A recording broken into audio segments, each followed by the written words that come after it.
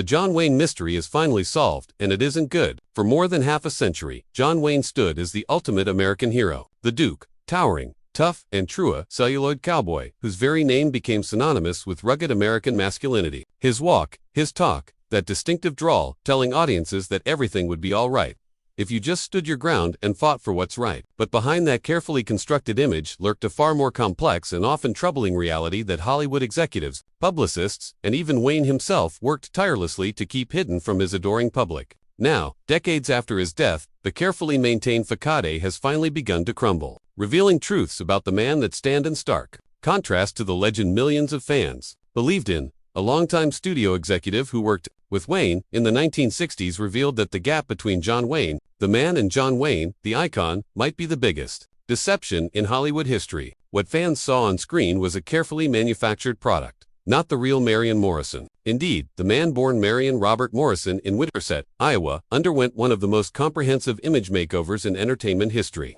Studio heads didn't just change his name, they rewrote his entire persona, creating a heroic alter ego that often bore little resemblance to the man they knew off camera. Perhaps most shocking are the revelations about Wayne's loudly proclaimed patriotism, a cornerstone of his public image. While he built a career playing courageous soldiers and war heroes, the reality of his own military service or lack thereof paints a very different picture. He made millions playing brave men in uniform, confided a fellow actor. But when America needed real heroes, John Wayne made sure he was safely on a Hollywood set rather than a battlefield. Wayne secured a 3A deferment during World War II, stopping him from being drafted despite being physically fit and meeting the age requirement, as other actors like Jimmy Stewart and Henry Fonda enlisted, some seeing actual combat. Wayne stayed in Hollywood and advanced his career. Director John Ford, who worked with Wayne on numerous films, reportedly referred to him as phony brave. Their relationship was complicated, colored by the disconnect between Wayne's on-screen heroism and his real-life choices. Behind the scenes, Wayne's rugged cowboy image was equally manufactured. Horse wranglers, stuntmen, and co-stars revealed that Wayne was not the seasoned outdoorsman cinematic legend made him out to be. Even his signature walk was a practiced affectation. He wasn't eager to do dangerous stunts despite telling the press he insisted on performing them.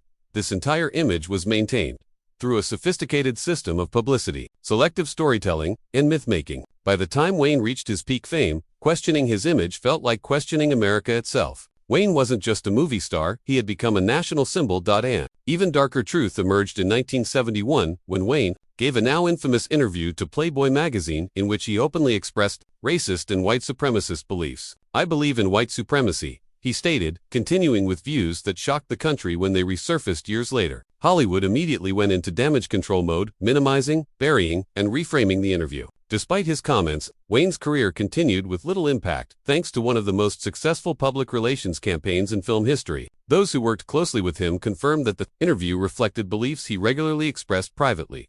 Wayne's declining health was also hidden from the public. In 1964, he was diagnosed with lung cancer directly tied to his heavy smoking, which was part of his public persona. Yet the studio system worked tirelessly to conceal the truth. Press releases avoided the word cancer, and within months of lung surgery, Wayne was back smoking on film sets. Crew members recalled the dangerous working conditions created by his constant smoking, with no one daring to confront him. Even as his cancer worsened, Wayne continued to protect the image of the invincible cowboy, refusing to acknowledge the dangers of smoking despite being one of its highest-profile victims.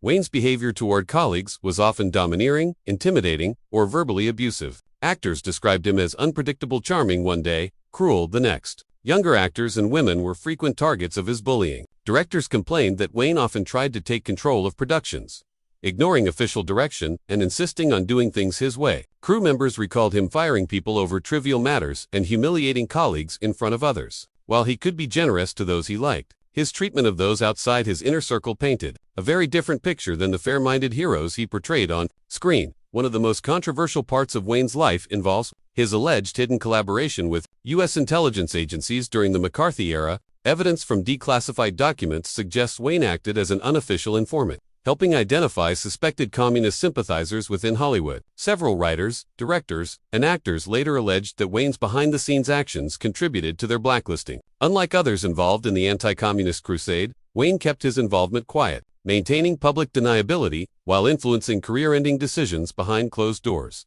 Wayne's legacy was built not just on cinematic myth but on a carefully curated public identity. That identity was protected by powerful studio systems, publicists, political allies, and by Wayne himself. But once the curtain is pulled back, what emerges is not the brave, principled cowboy millions adored, but a deeply flawed figure whose personal beliefs and private actions stood in stark contrast to the characters he played.